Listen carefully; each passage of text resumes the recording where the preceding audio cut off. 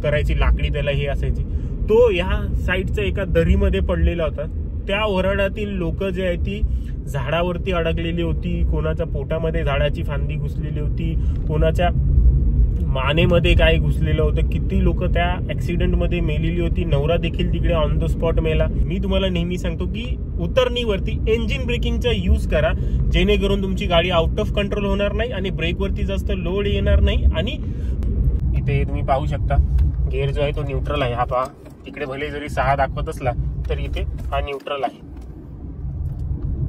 3.4 झालं आणि ऍव्हरेज तुम्ही पाहू शकता कितीचा दाखवते आहे गाडी, 30चा.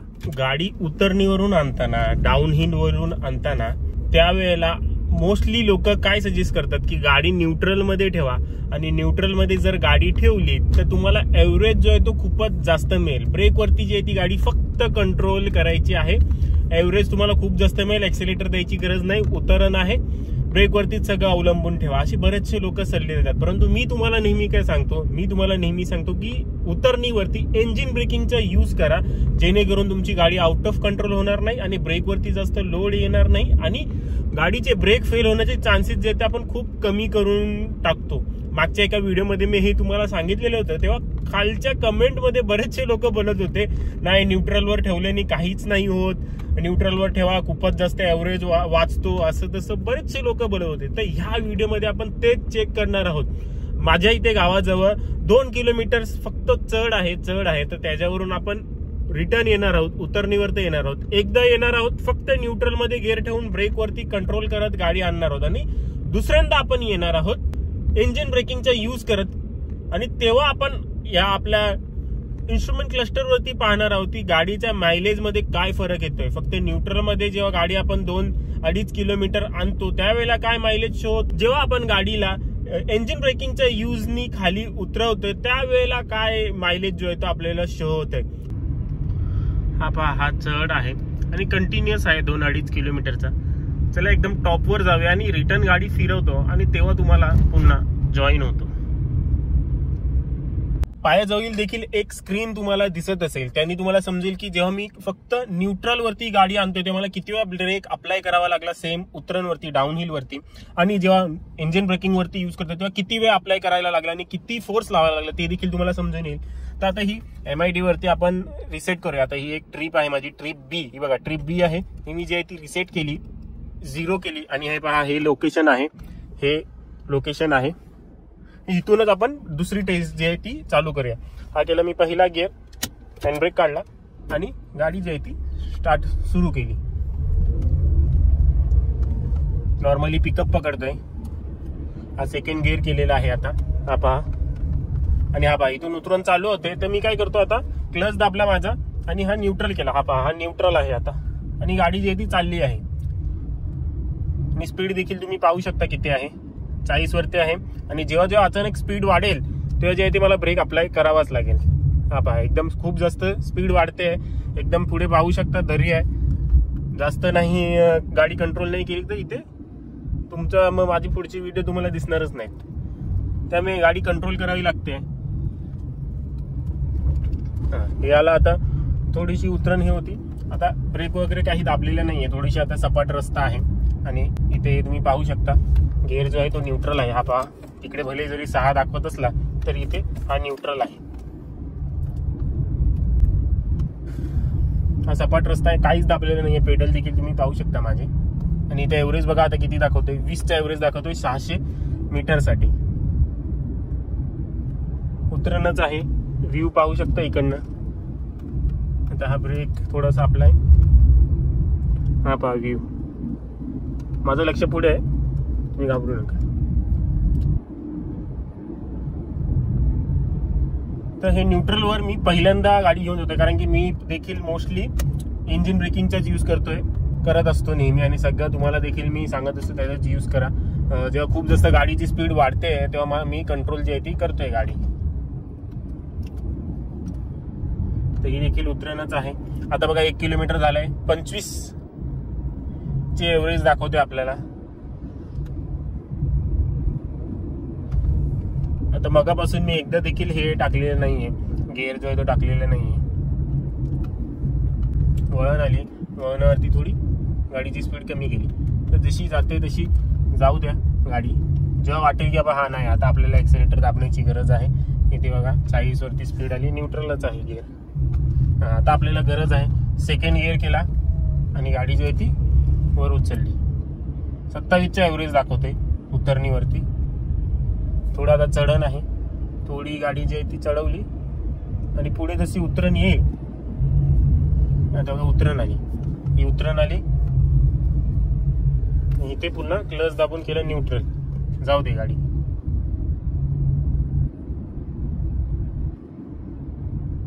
काही वेळ सपाट रस्ता आहे, पुन्हा केला तिसरा गिअर करूया. हा बा तिसरा, आणि इथे एक्सेलेटर पुन्हा दाबला आणि हा तिसरा.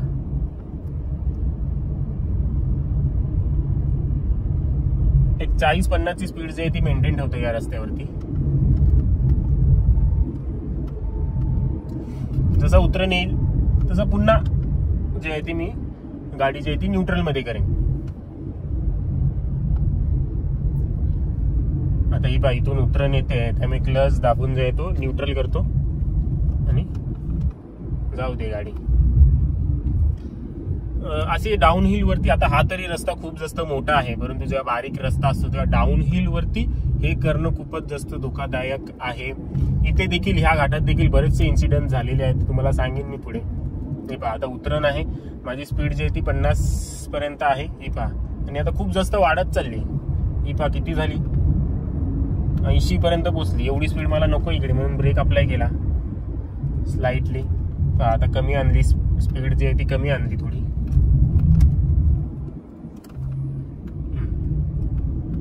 आता देखील उतरण आहे, स्पीड वाढते खूप जास्त,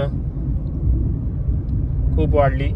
एवढी नकोय मला स्पीड, एवढी असायलाच नाही पाहिजे, गाडी आउट ऑफ कंट्रोल येईल पूर्णपणे. त्यामुळे जी माझी आहे 50 ची मला स्पीड आहे तिच्यावरती मी आणतोय न्यूट्रल करून. इथे हा आपला घाट जो आहे तो संपला. तरी गाडी जाते, स्पीड वाढते. जिथे एका ठिकाणावरती आपण जाऊन थांबूया. इथे बघा ब्रेक दाबावा लागला. एका ठिकाणावर जाऊन आपण थांबूया, तिकडनंच पुन्हा गाडी आपण मागे घेऊन जाऊया. आता बघा ह्या ठिकाणावरती मी थांबतो. इकडे मी गाडीची स्पीड 0 केली आणि ॲव्हरेज तुम्ही पाहू शकता 3.4 किलोमीटर साठी 26चा ॲव्हरेज दाखवत आहे 3.4 किलोमीटर साठी. आता काय करूया, पुन्हा फिरूया मागे आणि इंजिन ब्रेकिंग वरती येऊया आणि पाहूया की कितीचा ॲव्हरेज दाखवते उतरणीवरती आणि किती आपला फ्यूल जो आहे तो वाचेल. आणि हो, या टेस्ट मध्ये आपली एसी जी आहे ती ऑनच आहे, एसी काही बंद केलेली नाही आहे मी. हे बघा विंडोज जे आहेत ते डाऊन आहेत आणि एसी आपली ऑनच आहे, कारण की रोडवरती खूप जास्त धूळ आहे. आणि मगाशी जे मी तुम्हाला सांगितलं की ह्या हिल वरती देखील बरेच इन्सिडेंट झालेले आहेत. आता तुम्हाला व्हिडिओमध्ये एवढा कळून येत नसेल, परंतु जेव्हा उतरणीवरती गाडी असते ना तेव्हा खूप जास्त आउट ऑफ कंट्रोल होते. आता तरी रस्ता खूप जास्त मोठा आहे, पण मध्ये खूप जास्त बारीक होता काही 3-4 वर्षापूर्वी. आणि जेव्हा मी लहान होतो, लहान म्हणजे 7वी-8वीला असेल, तेव्हा ह्या भागामध्ये म्हणजे इथे ऍक्सिडेंट तर बरेच झालेले आहेत, परंतु जो एक खूप मोठा ऍक्सिडेंट झाला तो म्हणजे एक वऱ्हाडी ट्रक जो आहे तो इथे खाली कोसळला होता. त्यांनी देखील न्यूट्रल मध्येच गाडी आणलेली होती. जो आपला 704 टेम्पो याचा टेम्पो असायचा, वऱ्हाडीसाठी नेहमी लोक करायची, लाकडी त्याला हे असायची, तो या साईडच्या एका दरीमध्ये पडलेला होता. त्या वऱ्हाडातील लोक जे आहे ती झाडावरती अडकलेली होती, कोणाच्या पोटामध्ये झाडाची फांदी घुसलेली होती, कोणाच्या मानेमध्ये काय घुसलेलं होतं. किती लोक त्या ऍक्सिडेंट मध्ये मेलेली होती. नवरा देखील तिकडे ऑन द स्पॉट मेला. लग्न जे आहे ते कॅन्सल झालं. ड्रायव्हरने जसं पाहिलं की गाडी आउट ऑफ कंट्रोल होती तशी उडी मारली आणि गाडी जी आहे ती कोण त्या टेम्पोच्या डॅशबोर्ड मध्ये जाऊन घुसलेलं, कोण स्टेअरिंग व्हील मध्ये अडकलेलं, कोण कुठे कुठे काय झालेलं वेगळंच विचित्रच झाले. आणि तेव्हा जे आम्ही पाहिले त्यानंतर जेवणच जात नव्हतं 2-3 दिवस.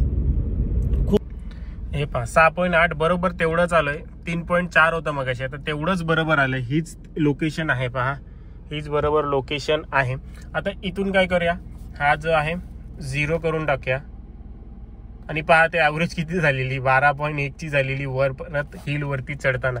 पुन्हा तुम्हाला माझ्या पायाजवळचा मी हे पायाजवळ देखील व्हिडिओ लावलेला आहे. 0 केलाय आणि पुन्हा तेवढंच जाऊया. चला सुरू करूया आणि पाहूया की किती फरक येते. आणि आता आपण करणार आहोत इंजिन ब्रेकिंगचा यूज आणि गाडी राहणार आहे आपली फुल कंट्रोलमध्ये.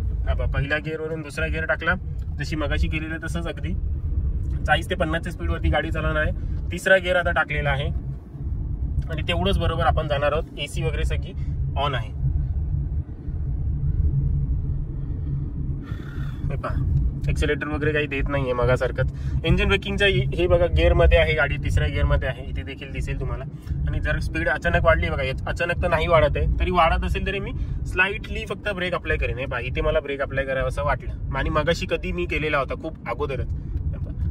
लाईट ब्रेक अप्लाय करीन. इंजिन ब्रेकिंग मध्ये आहे गाडी, तिसऱ्या गिअर मध्ये आहे. जेवढी जाते तशी जाऊन देईन. गाडी का आउट ऑफ कंट्रोल होणार नाही, पर्टिक्युलर स्पीडच्या पुढेच गाडी जाणार नाही. मग अशी बघा पळत होती गाडी एकदम, आता एका स्पीडच्या पुढेच जात नाही. लाईट एकदम एक्सेलेटर दिला. पाहूया की काय किती फरक येतोय. मी देखील पहिल्यांदाच हा टेस्ट करतोय.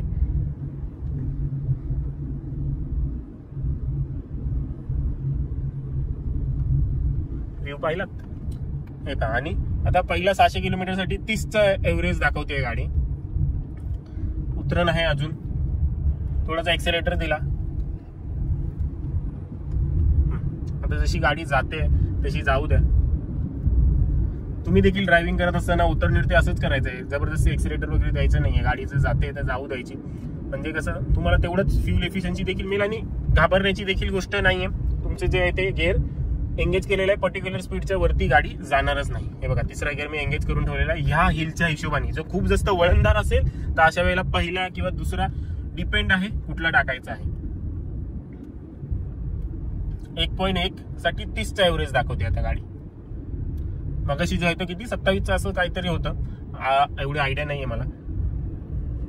आणि मगाशी गाडी सारखी सुटत होती पळत होती. आता बघा सपाट रस्ता म्हणून एक्सेलेटर थोडासा दाबलेला आहे. हा पहा, RPM वरून तुम्हाला समजतच असेल.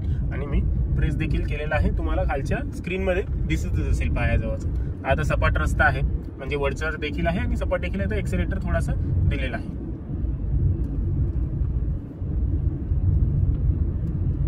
ते चढण आहे थोडीशी. हा चढण थोडीशी पुढे गेल्यानंतर जो आहे तो डाऊन हिल सुरू होतो. बघा, आता हा डाऊन हिल अपहिल संपला, आता डाऊन हिल सुरू होते. तर एक्सेलेटर जो आहे तो सोडून टाकला. स्पीड जी आहे ती 40-50 मेंटेन आहे.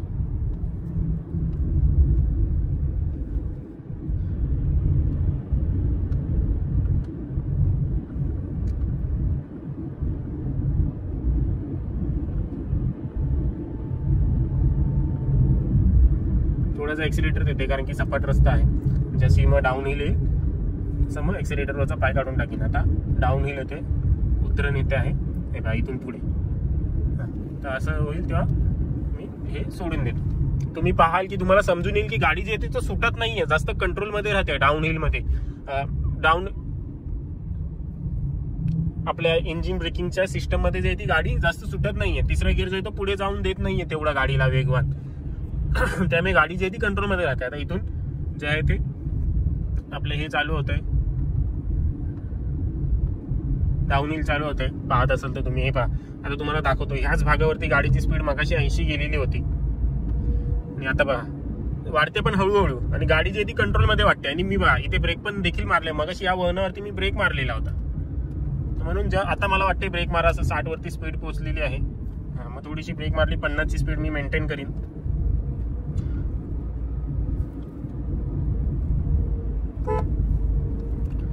ची स्पीड मेंटेन केलेली आहे. हे पहा, उतरण आहे इकडे देखील खूप तिखट उतरण आहे, एकदम खूपच जास्त आहे. बघा स्पीड वाढते, स्पीड कंट्रोल केली.